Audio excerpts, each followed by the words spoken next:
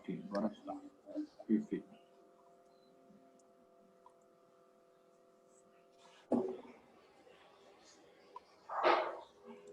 Bom, susto.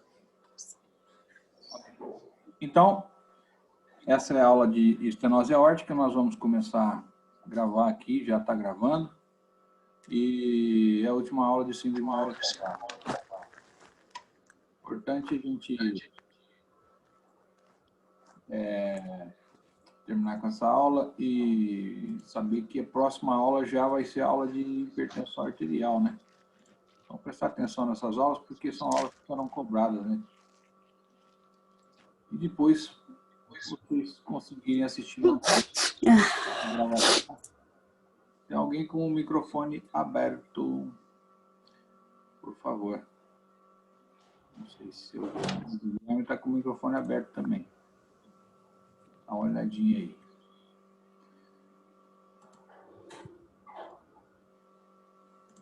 Fechando os microfones. Muita gente entrando agora, né?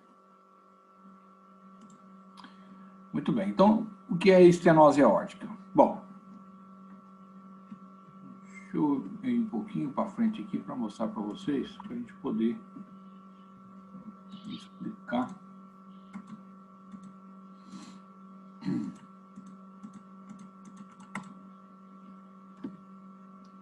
Muito bem. Pegando essa imagem aqui da fisiopatologia, que a partir dessa imagem a gente vai dar praticamente toda a aula, tá? Não vou ficar correndo muitos slides, que depois vocês olhem os slides e vocês aprendem também com os slides. E com o que eu vou falando, claro. Mas a válvula aórtica, ela não é uma válvula como a mitral.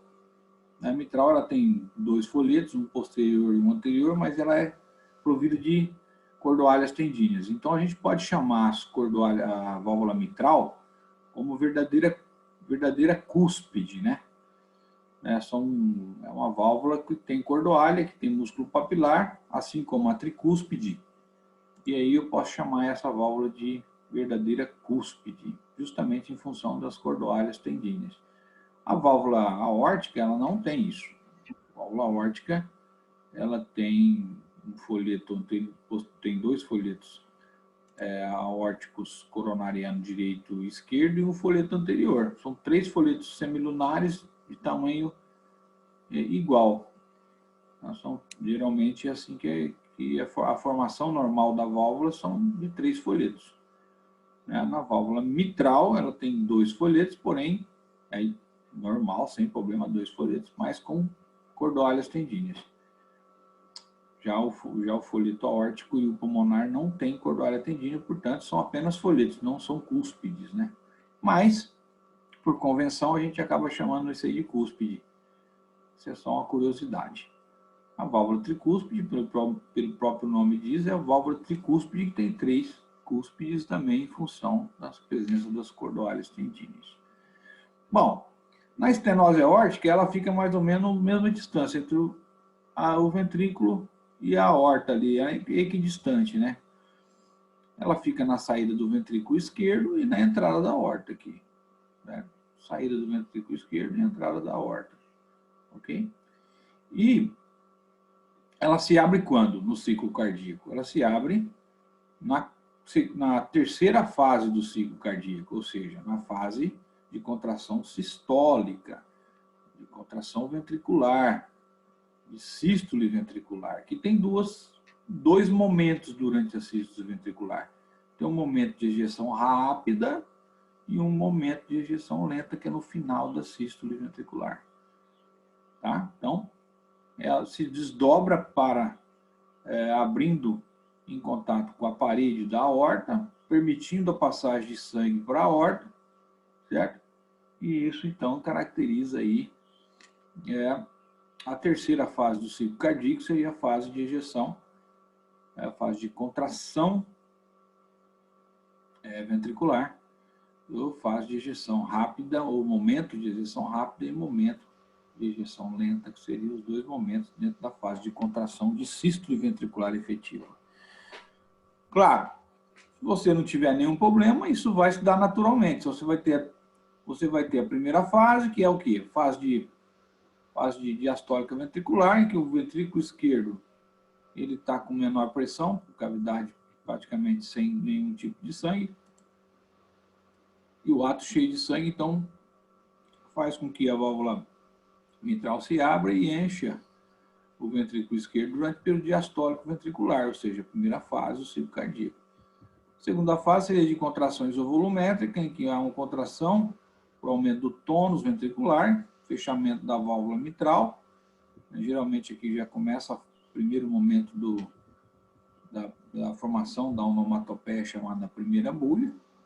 E depois da contração isovolumétrica, nós temos a contração sistólica efetiva, que ejeta esse sangue dentro da aorta para poder alimentar o cérebro, alimentar o próprio coração através das coronárias e o sistema em geral, membros inferiores, superiores, etc. e tal, rins, fígado, etc. Então, é muito importante essa passagem de sangue para manter o débito sistêmico, né? A gente se sente bem, tranquilo, como nós estamos agora, em função da ejeção ventricular efetiva do débito cardíaco mantido durante a contração ventricular esquerda, sem nenhum problema adiante aqui anterógrado. Como nós estamos falando de estenose aórtica ela tem algumas etiologias. Mais importante, que nós já conhecemos no país subdesenvolvido ou nos países que ainda estão em desenvolvimento, é a febre reumática. Então, nós podemos classificar, do ponto de vista etiológico, em estenose aórtica adquirida e estenose aórtica congênita. Tá? Há uma diferença importante quando a gente fala em estenose aórtica congênita e adquirida em relação à doença reumática ou à febre reumática. Por quê? Porque quando a gente fala em febre reumática, a gente está falando exatamente dessa doença que atinge o coração na sua cardite, mas não é só a válvula aórtica que é acometida. Geralmente a válvula aórtica, a válvula mitral, você tem uma estenose aórtica por febre reumática, mas também tem dupla disfunção, porque ela comete um pouquinho de insuficiência. Tem uma estenose mitral associada com dupla disfunção, ou estenose tricúspide, pulmonar, etc. Quer dizer, é uma doença multivalvar, ou plurivalvar, né? Então, a estenose aórtica ela não é marcada só por um acometimento de uma válvula, ou de um folheto valvar. Ele acomete várias válvulas do coração, né? Essa é uma característica da febre reumática. Tá? Começa muito cedo, 5 aos 15 anos de idade, e uma característica semiológica importante dessa etiologia é que os pacientes com febre reumática têm manifestações clínicas muito precoces. Então, como a doença manifesta, aliás, a cardite ela é muito virulenta, né? A carga do Streptococcus tem uma alta virulência, e logo na idade adulta jovem, 25, 30, 40 anos, apesar de manter aí 20 anos aí o paciente assintomático, ele manifesta o sintoma muito cedo, muito precocemente. Então, isso é um diferencial clínico importante para você saber se a estenose aórtica ela é adquirida, que eu vou falar a segunda causa agora, seria adquirida e degenerativa senil, né, no caso dos pacientes idosos, e a congênita. Então, repara, a diferenciação entre a estenose aórtica congênita e a estenose aórtica senil é muito clássico isso. Por quê? Porque quando eu pego um paciente com febre reumática, estenose adquirida por febre reumática, geralmente o paciente acomete várias válvulas e é muito jovem. Então, ele vai ter os sintomas clínicos, que eu vou explicar daqui a pouco através da fisiopatologia, mas do ponto de vista semiológico, a idade é importante para você fazer o diferencial. Então, se você pegar um paciente lá com um sopro cardíaco na região do segundo espaço intercostal direito justo external, né?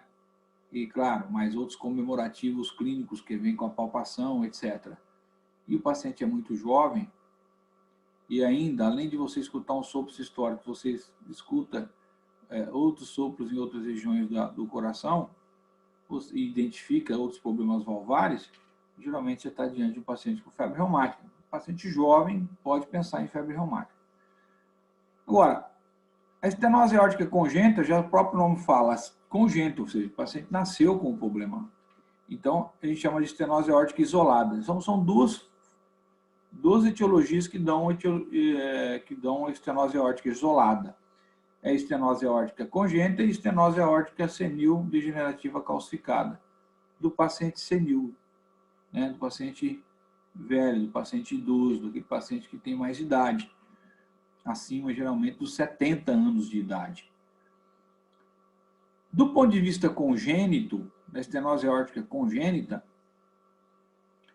esse folheto ele pode ser, agora eu vou mostrar aqui para vocês, um pouquinho mais acima, espera aí.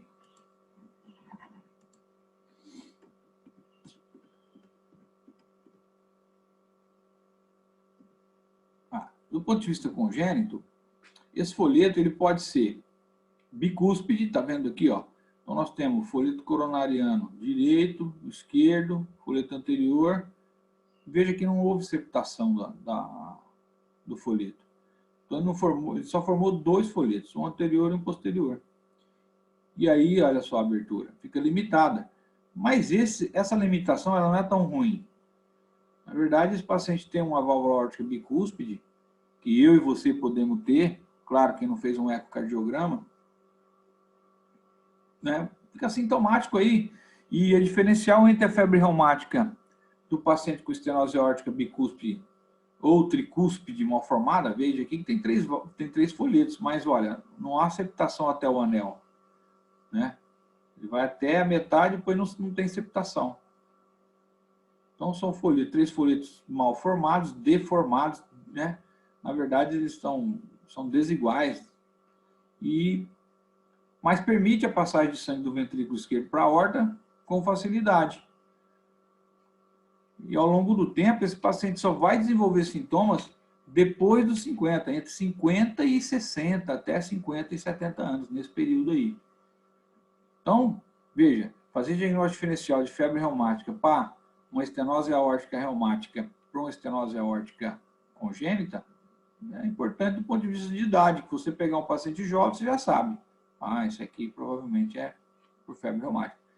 E um paciente jovem, digo, até os 40, né? E acima disso, quando você pegar um paciente acima de 50, 55, 60 anos, com estenose aórtica, você pode se lembrar da estenose aórtica congênita. E aí, claro, se você pegar um paciente ainda mais idoso, aí você vai ver um paciente com estenose aórtica degenerativa calcificada senil do paciente idoso, que do ponto de vista de acometimento valvar, é apenas da válvula aórtica, não tem outra válvula doente associada. Então, você pega um paciente congênito, com doença congênita, só tem aquela válvula, é a válvula aórtica mesmo. Você vai olhar para a mitral, está normal, tricúspide normal, pulmonar normal, tudo normal. Tá? Enquanto você pega um paciente com estenose aórtica com febre reumática, ele já tem uma doença plurivalvar. A situação clínica mais importante do paciente com estenose aórtica congênita é o paciente que nasce apenas com uma válvula, ou seja, estenose aórtica unicúspide. Lembrando que até mesmo os pacientes com estenose aórtica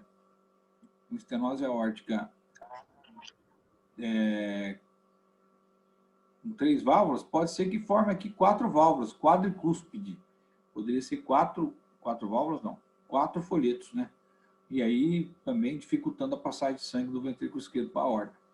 Agora, a mais grave é a unicúspide. Por quê? Porque é apenas um folhetinho desse aqui, ó, e a abertura geralmente é lá próximo do anel. Então, é uma opção muito grande. E aí, o que acontece? Na criança, a manifestação clínica já é muito precoce, fatal. Então, até o primeiro ano de idade, a criança ela se manifesta com insuficiência cardíaca congestiva. E aí você tem que vir aqui e fazer uma valvuloplastia através de catéter balão, logo na idade infantil, na idade do recém-nascido, faz uma valvoplastia, ou na impossibilidade da valvoplastia, né, você faz uma comissurotomia, né, você vem aqui e faz um corte, né, na válvula, e espera a idade adulta até a maturação desse anel mitral, porque vai crescer, a criança vai crescer, esse coração vai crescer também. E aí, lá pelos 18, 20 anos, você faz uma troca definitiva. Então, é só paliativo, né, no início desse período. Agora, se deixar, não descobrir, não resolver, a criança morre mesmo. Tá? Então, ela é grave quando ela é unicúspide. Quando ela é bicúspide, tricúspide ou quadricúspide, ela é uma doença praticamente inofensiva. E se for manifestar alguma coisa clínica, vai ser a partir dos 50, 60 anos de idade. Repara só essas válvulas aqui. Você olhar para essa válvula, você fala assim, poxa, mas lembra quando eu falei que existe uma característica patológica que marca a doença valvar reumática? Nós estamos diante de uma válvula aórtica, né? A peça, na verdade são duas peças. Então repara aqui, você olhar para essa válvula, você vê que a comissura aqui, essas comissuras, né, estão espessadas, parecendo um beiço. Né? Aqui, está tudo espessado, mas não tem fusão. Ó, tem uma abertura entre uma comissura e outra comissura. Não tem fusão comissural, né? Aqui, olha assim, ó, olha só, essa válvula está totalmente fundida. Existe uma fusão comissural. Então, essa aqui é uma válvula reumática, né? Totalmente doente, deformada, espessada. Aqui também, tudo bem, está deformado, está com cálcio aqui na região do anel mitral, né? Está espessada, mas não tem fusão comissural. Então, quando não tem fusão comissural, você pode bater o martelo, não é reumático. Então, esse é um paciente senil, com doença senil, tá? Acima dos 70 anos de idade, que geralmente é o paciente que mais faz troca de válvula aórtica é o paciente idoso, depois do reumático, tá? Que ainda tem muito reumático no nosso país, e muito pouco aí estenose aórtica congênita, que dá problema. Tem doente com estenose congênita, mas com válvula aórtica bicúspide, geralmente. A tricúspide é muito raro de ver, quadricúspide, mais fácil você ver uma congênita bicúspide, mas não tão doente como essas válvulas aqui. Tá? Então, dificilmente o congênito adulto vai ter sintomas. Morre de outra coisa, menos do problema da estenose. Mas pode acontecer e você encontrar um paciente com doença aórtica bicúspide ou congênita, com um grau importante de estenose, levando a sintomas de você ter que tomar a decisão de trocar a válvula. Eu vou falar um pouquinho adiante sobre isso. Muito bem. Vamos lá na imagem aqui que eu quero já, a partir da fisiopatologia, a gente já faz a clínica e já também estuda sobre avaliação semiológica inspecional e palpação e ausculta propriamente dita. Professor, Sim. Esse livro que você mostra as imagens, qual é? Ah, esse aqui é do Netter. Do Netter? É. Ah, tá. Do Netter. Cardiologia do Netter, né? Que eu acho que não tem na faculdade. Precisa dar uma olhadinha, acho que não tem. Então, eu queria ver essas imagens que eu achei legal. Essas imagens são legais lá. O Netter, se você pegar talvez o Atlas do Netter, você consegue, né? Que ele é muito detalhista. E aí dá uma olhadinha lá para ver se você consegue achar. Tá bom, obrigada. Muito bem. Então, olha só. Como que a coisa acontece? Independente da etiologia, se ela é congênita, se ela é reumática, se ela é adquirida senil e tal. Do ponto de vista clínico é importante, claro, você saber, né? Porque você descobrir isso. Para vocês falar, não, aqui é reumático, aqui é congênito, aqui é senil. Muito fácil, né? Saber se é senil ou reumático. Se é reumático, você sabe que o paciente vai ter uma doença muito jovem, e até os 40 anos no máximo. Né? Sintomas de estenose aórtica no paciente muito jovem. E no senil, claro, acima de 70 anos. Pode ser um pouquinho menos, pode ser um pouquinho mais. Medicina dinâmica. Mas, do ponto de vista fisiopatológico, o que vai acontecer é a mesma coisa. Então, o que vai acontecer? Bom, eu tenho uma via de saída do ventrículo esquerdo apertada, por qualquer uma dessas doenças. Então, a válvula aórtica ela vai ficar com dificuldade de abertura. Bom, se eu tenho algo com dificuldade de abertura, eu vou ter que exercer aqui, através do ventrículo esquerdo, algo para manter débito. Por quê? O débito cardíaco eu preciso de volume, preciso de frequência para manter aqui a minha oxigenação cerebral, a minha oxigenação do próprio músculo cardíaco, a oxigenação dos membros e de todo o sistema, fígado, rins, etc. e tal, né? Então, à medida que vai apertando aqui as vias de saída do ventrículo esquerdo, qual é a reação fisiológica, né? De compensação, vamos dizer assim, do coração? Vai aumentar a força de contração. E para eu montar, quando aumenta a força de contração para aumentar o volume sistólico na região do cajado, eu vou ter que aumentar a minha força com hipertrofia, claro. Então, o meu músculo vai ficando cada vez maior à medida que o tempo vai passando. Por quê? Também essa estenose vai se tornando cada vez mais estenótica à medida que os anos vão passando. Por quê? Porque há esse fluxo que passa por essa válvula apertada, além do problema patológico que existe da cardite, vamos dizer assim, se for uma cardite reumática, eu ainda tenho a fricção do sangue passando por aqui e levando a fibrose. Então é um troço muito ruim no caso reumático, por isso que é muito precoce no reumático. No bicúspide não, né? Você não tem a cardite, né? Pela doença reumática, você tem simplesmente uma passagem de sangue causando uma fibrose progressiva, mas vai levar mais tempo para o paciente apresentar, se apresentar, sintomas por isso. Já no idoso, você viu que o paciente geralmente o idoso, ele tem, além da dificuldade de abertura, ele tem sintomas importantes porque ele não tem só a estenose em si, ele tem colesterol alto, né? A gente já vê uma válvula calcificada, com um aumento de colesterol. Esse paciente geralmente é diabético, hipertenso, tem comorbidades N associadas. Inclusive, esses pacientes, 50% desses pacientes têm doença arterial coronariana associada. Ou seja, quando você pega um paciente com estenose aórtica adquirida senil, no paciente idoso, você vai ver dele, você pode procurar coronária, que tem 50% deles tem doença coronária associada. Às vezes você troca a válvula e faz uma ponte aqui. Troca a válvula e põe uma ponte na coronária que está doente. Então, o senil é mais complicado mesmo, tá? Mas ele pode ser menos complicado com o que eu vou te dizer aqui, a partir dessa fisiopatologia e da precocidade do diagnóstico. Muito bem. Então, o que vai acontecer do ponto de vista fisiopatológico? Bom, à medida que eu vou tendo dificuldade de abertura, eu vou tendo, claramente, o aumento da espessura do meu ventrículo esquerdo.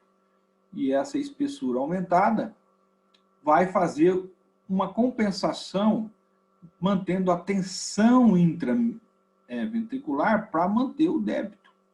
Então, o paciente fica assintomático por quê? Porque essa hipertrofia mantém as tensões intracavitárias esquerdas. Só que tem um problema. Tudo bem, eu mantenho a pressão intracavitária, eu compenso essa dificuldade de sístole, né, para manter débito anterógrado, mas o meu relaxamento fica prejudicado. Por quê? Porque existe uma hipertrofia muito grande do ventrículo. Então, ele não relaxa como um paciente normal. Ele fica praticamente um coração duro, né? Difícil de relaxar. Por quê? Por causa da hipertrofia. Então, a pressão diastólica desse paciente fica alta. E aí, com uma pressão diastólica alta, eu vou gerar consequências na hora da abertura da válvula mitral aqui. Quando a válvula, primeira fase do ciclo cardíaco, quando a válvula mitral ela se abrir, né? Quando a válvula mitral ela se abrir, ela vai encontrar uma pressão alta aqui embaixo. E aí meu átrio, para complementar o volume de sangue dentro do ventrículo esquerdo, vai fazer mais força. Então ele também vai hipertrofiar. Né? Ele vai hipertrofiar, fazendo mais força para jogar esse volume de sangue dentro do ventrículo esquerdo e, consequentemente, fazendo com que o débito cardíaco se mantenha para o meu sistema. Beleza. Mas isso vai ficar perpetuamente? Não. Porque esse ato também ele vai dilatar ele também vai esgarçar. Ele vai fadigar com o tempo.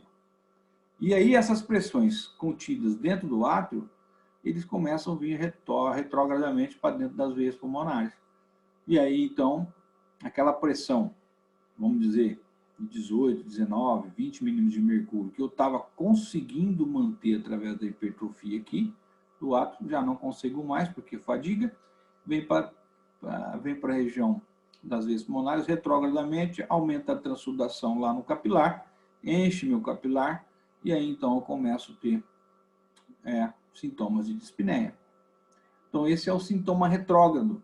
Um paciente com sintomas de dispneia progressiva, aos grandes, médios, pequenos esforços ao longo do tempo, né? Classe funcional 3, 4, ou um paciente que tem a ortopneia e dispneia paroxística noturna e que você descobre que ele tem estenose aórtica, não só pelos sintomas clínicos, mas depois que você vai examinar o doente, você vai detectar que ele tem um sopro rude sistólico, que eu vou falar um pouquinho mais adiante, você vai falar, não, esse paciente, momento de...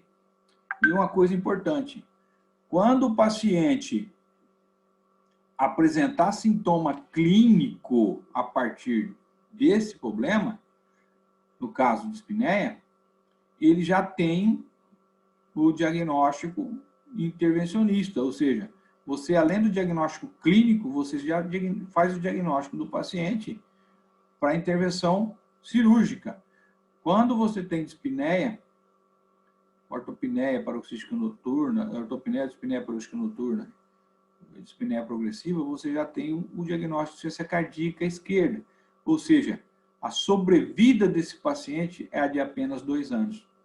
Então, é o pior prognóstico que você pode ter a partir dos sintomas de dispneia do paciente. Tá?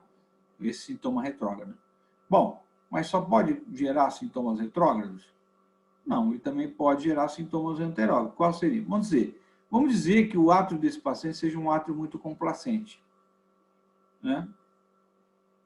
E ele suporta grandes pressões, então ele não vai gerar uma pressão retrógrada aqui ao nível dos alvéolos, levando o paciente a dispneia. E então, do ponto de vista anterógrado, o que acontece? Esse débito cardíaco dele, ele fica praticamente fixo. Por quê? Porque a abertura, não há uma maleabilidade de abertura, apesar do meu aumento de força e do meu aumento de frequência para manter débito. Então, imagina esse paciente aqui com estenose gravíssima. Ó, a área de abertura normal da válvula aórtica chega a 3,5 centímetros quadrados, tá? Lembra que a mitral chega até 6 centímetros quadrados. Aqui praticamente a metade de abertura. Mas eu considero uma área de 1,5, ou maior que 1,5, desculpa, maior que 1,5, de uma estenose discreta, de 1 a 1,4 de estenose moderada, e abaixo de 1 centímetro quadrado de grave. Vamos dizer que esse paciente tem 0,5 de abertura, né? Tudo bem, ele está assintomático. Importante dizer, gente, que o paciente assintomático, mesmo que esteja uma estenose muito grave aqui, claro que você vai desconfiar que ele está assintomático. Você pode fazer manobras provocativas, tipo um teste ergométrico nele, para ver se ele vai ter sintomas. Mas isso eu vou falar um pouquinho mais à frente. Mas ele é assintomático, a mortalidade dele em relação à população é igual. Então, eu tenho uma estenose muito grave, mas o paciente é assintomático, e você provou por A mais B que ele é assintomático, apesar do problema, você não vai indicar um tipo de cirurgia, porque mata mais você operar ele do que você deixar ele ainda viver com aquele problema. Então, 3% de chance de morte por... Gostei de ouvir isso. 3% de morte, de chance de morte num ato operatório. A chance de morte súbita de um paciente desse chega de 1% ao ano. Então, é melhor você deixar ele vivo, com assintomático, correndo a mesma chance praticamente da população normal, do que você operar o doente e ter uma morte maior do que seria, no caso, deixar ele vivo, sem operação, claro. Muito bem, mas a partir do momento que ele tem sintomas, você viu que a sobrevida aqui chega a 100% em 2 anos. Ou seja, já não dá para deixar esse paciente sem trocar a válvula.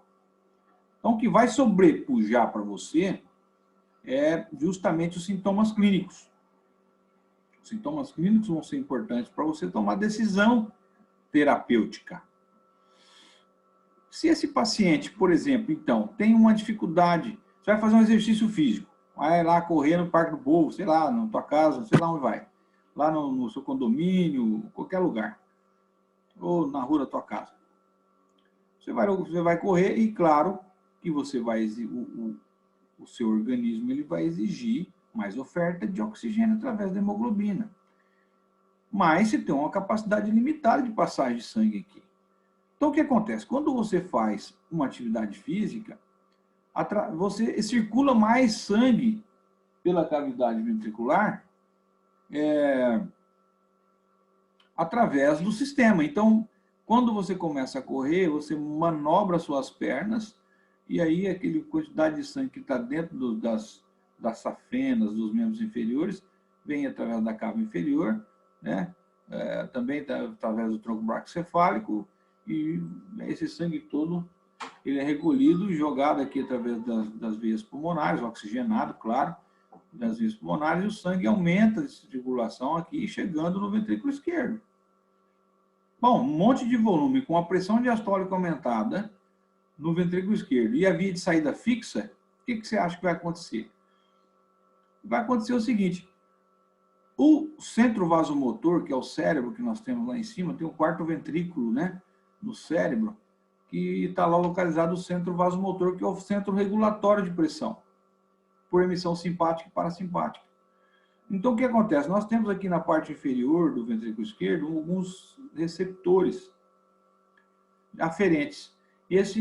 Quando você tem muita pressão gerada durante o exercício aqui no ventrículo esquerdo, né, esses receptores informam lá o centro vasomotor e falam assim, ó, tem muita pressão, eu preciso diminuir a pressão na região do cajado ou na região periférica para diminuir a pressão dentro do ventrículo, porque está muita.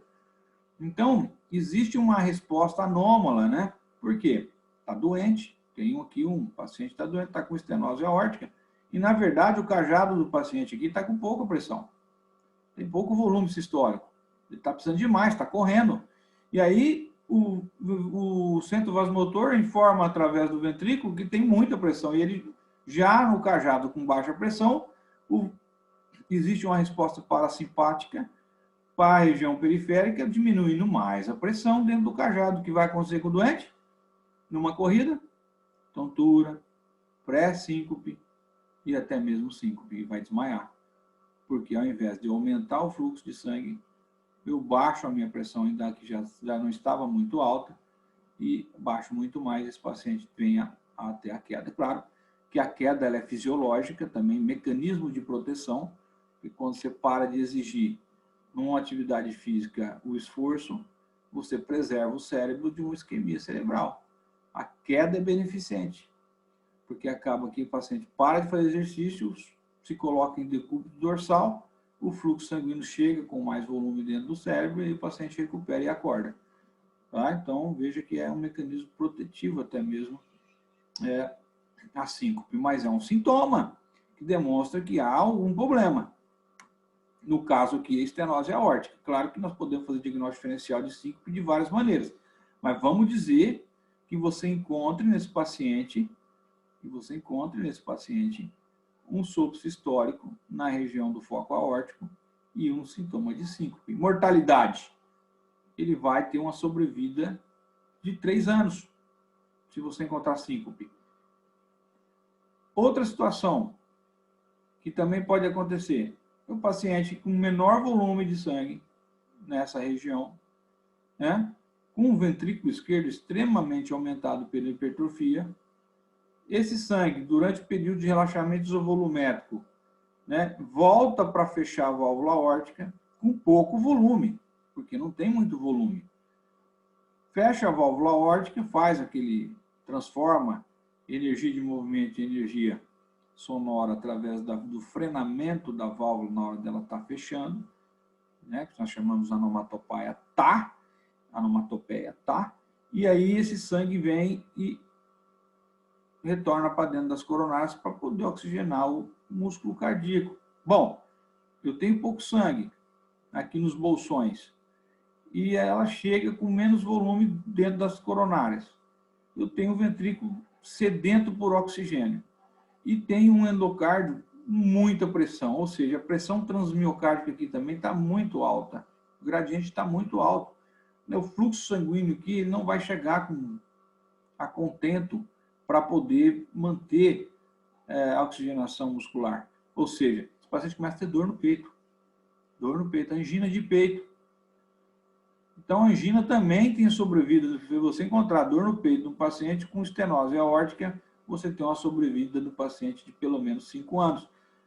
Isso não quer dizer que eu vou ter insuficiência cardíaca primeiro, síncope segundo e angina terceiro. Não. Qualquer sintoma aqui, eles podem aparecer isolado, independente. Não quer dizer que vai surgir primeiro a síncope, depois a angina, depois a dispneia. Não, pode surgir primeiro a angina, depois a síncope, assim, ou a dispneia. Vai depender do quê? Vai depender do que acontecer com o átrio também. Então, mas surgindo sintomas, você tem a certeza de alguma coisa. Qual é a certeza? Que eu tenho que trocar essa válvula aórtica. Ponto final. Vou explicar por quê. Um caso real, paciente meu.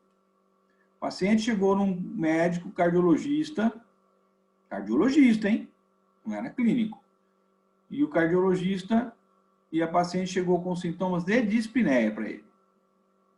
Classe funcional 3. Ou seja, ela estava tendo dispneia aos mínimos esforços, penteando o cabelo, tomando banho, varrendo casa, essas coisas. Tá? Não era dispneia classe funcional 2, não. E classe funcional 2 também a gente não mexe, né? Com o paciente, não troca a válvula. Ele tinha ortopneia, ela tinha todos os comemorativos clínicos para insuficiência cardíaca esquerda. Num paciente que tinha estenose aórtica. Muito bem. O que o doutor fez? Ele pegou, deu digital para o paciente, ou seja, o que o digital faz? Ele aumenta a força de contração do ventrículo esquerdo. E deu um pouquinho de diurético, ou seja, deu diurético, diminuiu o volume circulante.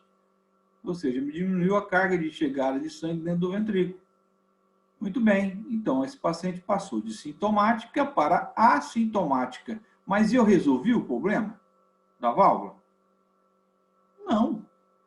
Eu continuo com o problema da estenose grave da válvula. O que esse paciente teria que ter feito, né? O que aconteceu inicialmente, antes de falar do que teria que ter feito? Esse paciente saiu, ficou assintomático, muito bem, obrigado. Foi viajar para a Europa. Viajou para a Europa, ficou 1 mês lá, 1 mês, 2 meses. E começou a apresentar os mesmos sintomas, apesar do medicamento. O que aconteceu com esse ventrículo? Esse ventrículo que estava preservado, função cardíaca normal, ele passou a dilatar. Então, ele perdeu, apesar do digital, ele perdeu a força de contração por fadiga, ele ficou dilatado, caiu para o sexto espaço intercostal e para além da linha clavicular esquerda aqui. Quer dizer, ele perdeu a função cardíaca. Quando você perde função cardíaca, dilata um ventrículo hipertrófico, nesses casos de estenose aórtica, muito pouco você pode fazer para esse paciente depois disso. Mesmo você trocando a válvula, a mortalidade dele continua alta. Então, o que eu disse para os pacientes, para a família da paciente, quando chegou lá, eu falei, olha, nós podemos trocar a válvula, mas é muito difícil dela evoluir bem. Tudo pode acontecer na medicina, mas eu digo para você, olha, a mortalidade é altíssima, mesmo trocando a válvula. Diferente, por exemplo, se chegasse lá no consultório, esse paciente com dispneia, com coração preservado, eu chegasse para ele, desse digital, tirasse o sintoma, claro, vou fazer isso, né? Vou dar um digitalzinho, dar um diurético para o paciente, vai melhorar a função, beleza. Força de contração, débito local, débito legal, ok, ponte para cirurgia, só isso.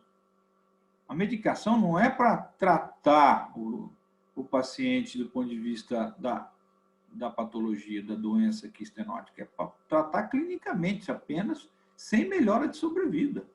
Só de qualidade de vida. E aí, então, você dá sim o digital, dá o diurético, mas já programa a troca. Por quê? Porque quando você trocar essa válvula, aórtica, você vai dar uma sobrevida igual de um paciente normal para ele. Ele vai viver normalmente como eu e você, como se não tivesse estenose aórtica. E esse ventrículo se recupera. Esse ventrículo se recupera normalmente, volta a nem ter hipertrofia mais, né?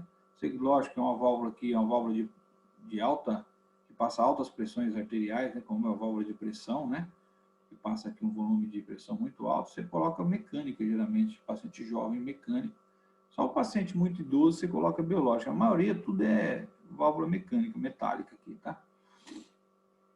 A não ser que tenha alguma contraindicação para anticoagulante. Porque toda vez que você colocar uma válvula metálica, você tem que dar anticoagulante. Se o paciente sangra muito e tal, ele tem um problema de proteína C, S, sei lá, qualquer coisa que não deixa ele ter problema com coagulação, você não vai dar para uma biológica mesmo, o paciente com o risco de ter que trocar essa válvula de cada 4, 5 anos. Mas, pois colocou a mecânica, nunca mais. Só se der um problema na válvula mecânica, é muito raro, e ele não troca mais essa válvula e vive normalmente como outra pessoa, apenas tomando anticoagulante. Então, veja que é importante o seu diagnóstico, né? E você fazer isso precocemente, não deixar isso evoluir e achar que o medicamento resolve. Não resolve. A única coisa que resolve, a partir do momento dos sintomas, é a troca dessa válvula. Tá? Então, você tem 3 coisas. Esses 3 sintomas, que é o que mais importante você tem que saber. Paciente com estenose aórtica pode desenvolver insuficiência cardíaca esquerda, até mesmo congestivo, dependendo da situação, né? Se você deixar muito tempo aí, pode até dar estágio jugular lá, porque você deixou muito tempo, mas geralmente isso não acontece, o paciente já reclama muito cedo isso aqui para você, ou síncope, ou angina de peito. Então, tendo qualquer um desses, tendo manifestação de ortopneia, dispneia noturna progressiva, 2 anos de sobrevida, síncope ou pré-síncope, tontura, 3 anos de sobrevida, angina, 5 anos de sobrevida, decisão, troca de válvula, decisão terapêutica, troca a válvula. Tá? Então, isso é importante. Do ponto de vista do flebograma, o que você esperaria aqui? Como você tem um ventrículo esquerdo com altas pressões diastólicas, e você tem uma limitação de fluxo para dentro do ventrículo esquerdo, claro que você vai ter uma pressão, um aumento de contração atrial muito importante para poder jogar esse sangue para dentro do ventrículo. Então, você tem uma ondagem gigante. Se você ler aqui, né? Vou fazer uma leitura do flebograma à esquerda. Sempre lembrando que eu tenho que ter um catéter encunhado aqui na artéria pulmonar para ler as oscilações pressóricas da veia pulmonar a partir do ato esquerdo. Então, eu vou ter uma ondagem gigante. É o que você tem que saber mais importante do flebograma. Uma ondagem gigante. Tá? Do ponto de vista do exame físico, eu vou até mudar aqui para eu mostrar para vocês. Vou mudar de slide, que esse slide não vai estar legal para explicar. Deixa eu sair daqui. Eu vou mudar de slide. Só um minutinho.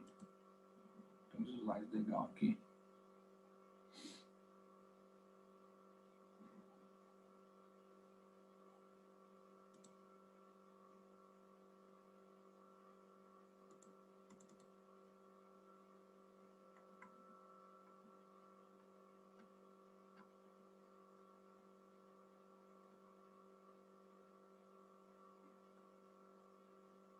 Então, quando eu for examinar meu paciente, repare bem, eu vou examinar meu paciente. Espera que eu vou pegar outro, não é esse aqui ainda não. Mas pode ser esse aqui. Depois eu mostro a ausculta. Vamos primeiro para a inspeção do paciente. Você faz uma inspeção do paciente a partir dos pés do paciente, né? Faz uma inspeção, olha lá, o médico lá, esse aqui provavelmente é um estagiário, né? Então faz uma inspeção frontal a partir dos pés do paciente, olhando aqui a região do ictus cordis do paciente. Tá? Você vai ver se tem oscilação dessa região do ictus cordis. Lembrar que o paciente com estenose aórtica, ele passa assintomático e não tem crescimento do ventrículo esquerdo. A ponta do ventrículo esquerdo do paciente vai estar exatamente na linha clavicular esquerda, aqui para dentro do mamilo. Então, mas tem uma impulsão sistólica muito grande, né, em função da intensidade desse ventrículo de esquerdo, tentar enviar esse sangue para cima. Então, você vê um abaulamento aqui, uma oscilação, desculpa, importante na região do quinto espaço intercostal, bem na linha clavicular. Mas que coisa estranha, né? Tá muito pulsante e tal. E aí você pode vir aqui na região tangencial à direita e olhar também essa oscilação, tá? Ou colocando o paciente em pé também, olhando tangencialmente, pode ser sentado, sem problema. Mas é uma maneira de você fazer a oscilação ou a inspeção do ictus.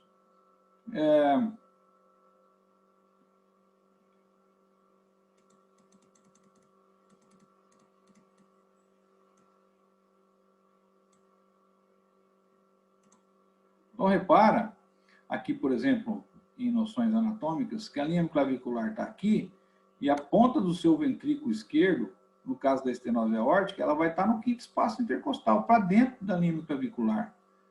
A única diferença é que ele vai estar oscilante, vai estar pulsando aqui com muita energia, tá?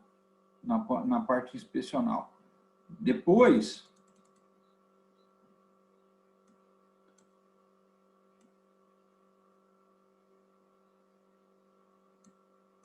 você vai fazer a palpação, você faz a palpação tanto na região paraesternal com a mão direita, veja os dedos justapostos, né, na região paraesternal esquerda, paralela ao externo, e aí você põe a sua mão perpendicular ao externo, veja que o indicador ali está paralelo ao externo, mas sua mão e os dedos, indicador, médio, tal, praticamente fazendo um ângulo de 90 graus com o externo, para você sentir justamente o ictus cordis. Nesse caso específico, o que está alterado do paciente é o ictus cordis, ele tem com intensidade muito alta, a gente chama de ictus cupuliforme, ou em forma de cúpula, porque ele bate na palma da sua mão e sai rapidamente, e com muita intensidade, tá? Uma outra coisa que você pode sentir aqui, além da intensidade, um frêmito, né? Às vezes, não nessa região, mas você levando essa mão, depois eu vou colocar com outro, quero pegar outra imagem para mostrar isso para vocês. O frêmito ele vai estar mais aqui na região do pescoço, né? Entre a fúrcula, a região médio-clavicular e o pescoço. Então, você colocando a mão nessa região aqui, você vai sentir um frêmito sistólico passar na sua mão. Então, você vai ter uma impulsão do volume sistólico nessa região, um pulso pequeno na carótida, tá? E um frêmito, alguma coisa raspando a sua mão nessa região. Então, um frêmito sistólico da ejeção ventricular passando apertada pela válvula aórtica e injetando isso dentro da carótida, né? Então, isso pode acontecer. Então, você pode colocar o paciente em decúbito lateral esquerdo, fazer de Pachon para sentir mais essa impulsação sistólica aqui do ictus cupuliforme, fica mais próximo do gradil costal, né? E você pode também colocar o dedo para ver a extensão. No caso dos pacientes com estenose aórtica, você vai ter mais a sensação desse ictus cupuliforme, ainda com o coração compensado, claro, do que extensão. A extensão não vai estar aumentada. Não vai ter extensão aumentada aqui. Ele vai ter o que vai acontecer aí é simplesmente o aumento da intensidade. Então, a localização está no quinto espaço, a intensidade está muito alta, tipo cupuliforme, a localização normal, para dentro da linha clavicular esquerda, e a extensão também normal. Então, a intensidade que muda. Claro, vamos dizer que você palpe aqui, faz a palpação lateral, o ictus cordis está aqui no sexto espaço, e a intensidade aumentada e extensão aumentada. Quer dizer, você tem um paciente provavelmente já com a miocardiopatia dilatada, tá? E aí você praticamente perdeu esse doente, o momento de indicar a cirurgia desse doente, e a mortalidade dele, independente da troca da válvula, vai ser alta. É isso que eu digo para vocês. Então, o momento oportuno é realmente achar esse ictus aqui com paciente sintomático, com cupuliforme, ok. Claro que você vai partir para um exame cardiográfico depois para identificar a válvula e tudo que você já fez com seus exames semiológicos, só vai confirmar com o eco, né? Claro. Mas com tudo isso que eu estou, essas informações que eu estou dizendo para vocês, você não precisa de nenhuma parafernália para dizer que o paciente tem estenose aórtica. E aí, inclusive, saber qual é a doença. Tá? Deixa eu pegar outra coisa aqui. Um minutinho só. Que eu quero mostrar.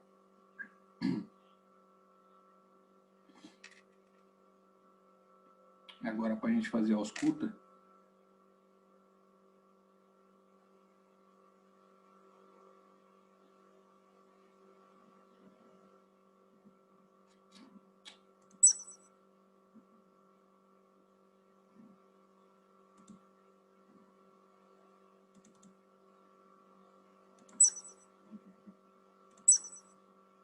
Não repara. Então, eu disse para você, sem contar se você pegar a palpação, você está do lado direito do seu paciente, você vai colocar sua mão aqui nessa região perpendicular, né? A mão perpendicular, você vai sentir a intensidade no quinto espaço intercostal, à esquerda do paciente, para dentro da linha hemiclavicular, né? Para dentro da hemiclavicular. Quando você vai fazer a ausculta, você coloca o estetoscópio aqui, no segundo espaço intercostal, acima da terceira costela, veja a válvula aórtica abrindo, né? Válvula mitral do paciente, veja que ela tem as cordoalhas tendíneas, o que denota um paciente realmente com uma válvula bicúspide ou uma válvula, uma válvula não, uns folhetos, 2 folhetos, mas com suas respectivas cordoalhas, que mostra que a válvula é uma cúspide, né? A aórtica e a pulmonar, veja que elas têm um formato de semilua, mas ela não tem cordoalha, então ela não pode se chamar de cúspide verdadeira, é uma cúspide falsa. Porque cúspide verdadeira é aquelas que têm cordoalhas tendíneas, né? Só para a gente, curiosidade. Então, reparem, o coração, ele na estenose aórtica, ele faz uma força tremenda para vencer aquela barreira da aorta lá. E veja que a aorta, a válvula aórtica está em paralelo com a válvula mitral. Eles trabalham na mesma cavidade, diferentemente aqui da pulmonar e da tricúspide, que trabalham com cavidades diferentes. Tá? Isso é importante, né? Para a gente poder saber a dinâmica do funcionamento. Então, eu vou colocar meu estetoscópio aqui no segundo espaço intercostal à direita, justo external, sempre justo external, e vou jogar esse estetoscópio para a região da fúrcula, da região médio-clavicular, região lateral do pescoço direito e até para o lado esquerdo, posso levar lá. E vou sentir um sopro rude sistólico irradiando para essas regiões. Tá? O que denota, confirma a minha estenose ou dificuldade de abertura da válvula aórtica. Quando eu jogo para a região do foco mitral, aqui embaixo, esse sopro que está bem alto lá em cima, ele se torna pequeno aqui embaixo. Praticamente você escuta o sopro, mas ele está com intensidade diminuta. Veja que aqui eu tenho que soltar com a membrana, porque são sons de alto timbre, né? E aí depois jogo para a região axilar, praticamente meu sopro desaparece nessa região. Posso até escutar um pouquinho, bem longe, mas a partir do momento que eu vou aproximando novamente do foco aórtico, esse troço vai ficando cada vez mais alto, ao ponto dele se irradiar bem para essa região do lateral direito, que denota aí a presença de uma estenose aórtica, que confirma o meu diagnóstico de estenose aórtica. Claro, colocando a mão direita aqui, sem o estetoscópio, eu vou sentir um frêmito, né? Um pulso pequeno e um frêmito batendo na minha mão, justamente para a ejeção muito rápida, né? Como se estivesse esguichando a mangueira de uma água de uma mangueira que você está irrigando lá o jardim da sua casa, que você aperta a saída e ela bate nessa região aqui, faz um frêmito na sua mão, mas com um pulso parvus pequeno. Isso acontece também lá na periferia. Quando você joga no pulso arterial, nós chamamos o pulso de parvus tardus, né? Por quê? Porque ele é pequeno e tardio. Então, você pega na radial do paciente, o paciente vai ter um pulso de uma amplitude pequena, mas ele demora para sair do seu dedo. Então, você sente que existe um alongamento da sístole, né, apesar do pulso pequeno, e isso é muito característico quando você palpa o paciente na estenose aórtica. Muito interessante, tá? Você fazer isso, tá? Então, do ponto de vista de ausculta, é isso. O que pode ser feito, o que posso melhorar essa ausculta cardíaca? Vamos dizer que minha ausculta cardíaca ela esteja dificultada, né? Eu esteja com dificuldade de escutar meu sopro sistólico, paciente obeso, tal. Vamos dizer que ele seja obeso e a espessura do tórax dele dificulta a ausculta, tal. Aí eu posso otimizar. Como que eu posso otimizar o volume de sangue dentro da cavidade ventricular esquerda? Posso otimizar fazendo, por exemplo, expiração forçada, jogando o ar para fora. Quando eu jogo o ar para fora, o que acontece? Quando eu jogo o ar para fora, o sangue, a pressão intratorácica, ela aumenta. Então, ela faz um tipo de ordenha na veia pulmonar, né? Aqui atrás das veias pulmonares, e jogam esse sangue dentro do átrio, que aumenta o volume de sangue dentro do ventrículo esquerdo, que, por última análise, vai aumentar esse volume de sangue nas vias de saída do ventrículo aqui na aorta. Aí, então, você tem um sopro sistólico aumentado, né? Decúbito ventral também, você pode jogar o tórax do paciente está sentado, fazer ele expirar com expiração forçada, fazer que ele faça esse movimento, e colocar esse paciente com a inclinação anterior do tórax. É um decúbito ventral, assim, tipo fazendo uma pronação, e aí também você aumenta o volume de sangue nessa cavidade.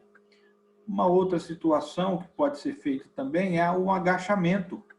Mandar o paciente agachar. Quando você manda o paciente agachar, ou acocoramento, você faz com que o sangue que venha dos membros inferiores aumente o fluxo de sangue aqui na cavidade ventricular direita, que consequentemente vai jogar na pulmonar, certo? Vai jogar o sangue aqui na pulmonar, que vai lá para a árvore pulmonar, joga de volta através das veias pulmonares o maior fluxo de sangue, e isso também ajuda a aumentar o seu sopro sistólico na via de saída. Uma outra situação, a gente chama algumas manobras, né? Essas manobras para a estenose aórtica é muito importante. Mas, deixa eu citar algumas manobras aqui que eu não disse, que talvez nós terminamos a aula de estenose aórtica, eu gostaria que vocês soubessem de algumas curiosidades. Deixa eu voltar numa outra situação aqui.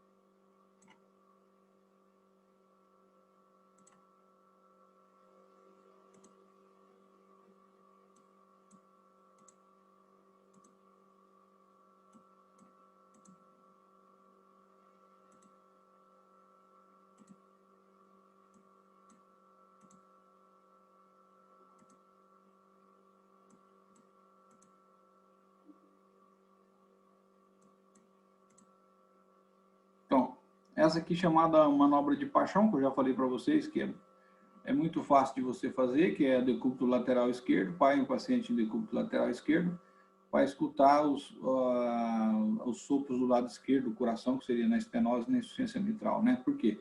Porque você aproxima o ventrículo esquerdo, a ponta do ventrículo esquerdo, o gradil costal. Então, fica mais fácil você escutar os sons do lado esquerdo numa manobra de paixão. Tá? Flexão do tronco, que eu acabei de falar para vocês.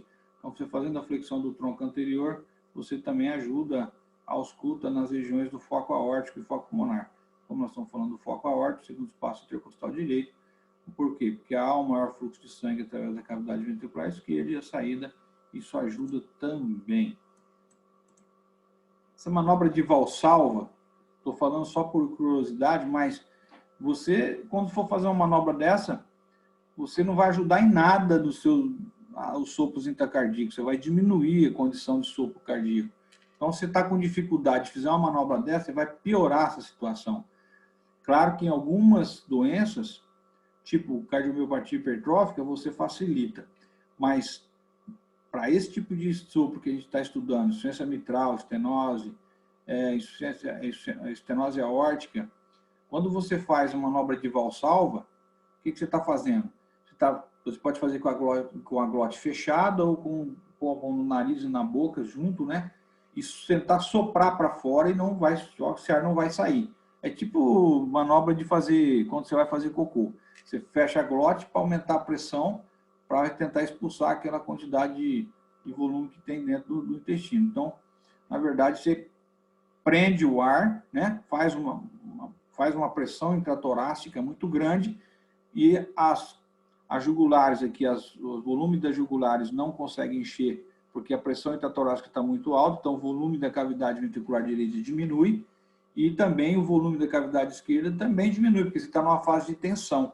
Então, não existe quantidade de sangue suficiente chegando dentro do ventrículo direito nem do ventrículo esquerdo. Portanto, a manobra de Valsalva ela piora o sopro. Vamos dizer que haja uma pergunta nesse sentido, né? Se a manobra de Valsalva ajuda, melhora o sopro sistólico, etc. e tal, ou piora, vamos dizer. Você pode estar já sabendo disso. Uma outra situação é chamada manobra de Ribeiro-Carvalho, né? Não sei se eu tenho aqui, deixa eu ver se é esse aqui. Manobra de Ribeiro-Carvalho, o que é? É para doenças do lado direito do coração. Vamos dizer que você tem uma estenose mitral, uma dificuldade, você quer escutar insuficiência tricúspide, um sopro à direita, você quer melhorar a quantidade de sangue que chega dentro desse coração direito. Então, você faz uma inspiração, né? Faz uma inspiração profunda. E quando você faz a inspiração profunda, esse volume de sangue ele chega com maior volume dentro do ventrículo direito e aí você tem uma melhor otimização do sopro daquele lado que você precisa escutar. Claro que a manobra de Ribeiro-Carvalho é para o lado direito. Se você fizer uma inspiração profunda para escutar o lado esquerdo, você vai ter uma decepção, porque quando você enche o peito de ar, você diminui a pressão intratorácica e você consegue, sim, aumentar o fluxo de sangue para o lado direito, para o ventrículo direito. Do lado esquerdo, não.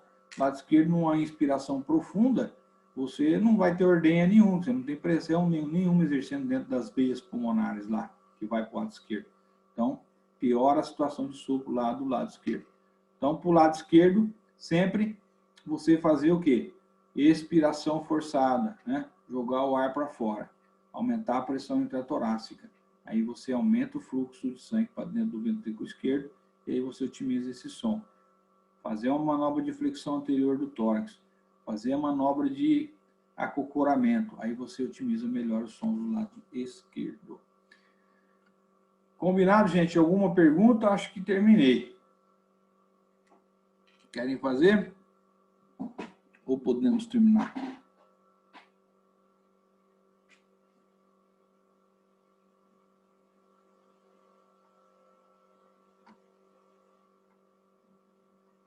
Tudo bem? Importante vocês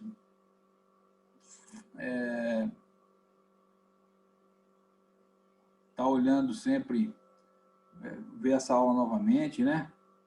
Escutar essa aula novamente para poder estudar. E com o estudo do slide da aula, você consegue aí ter uma melhor acepção do tema. E claro, estou à disposição de vocês aí à medida que vocês precisarem, né? Tá? Então, vamos ficar por aqui. Tudo bem? Tudo certo, professor. Obrigada.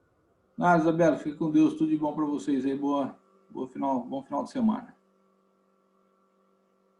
Para você também. Obrigado.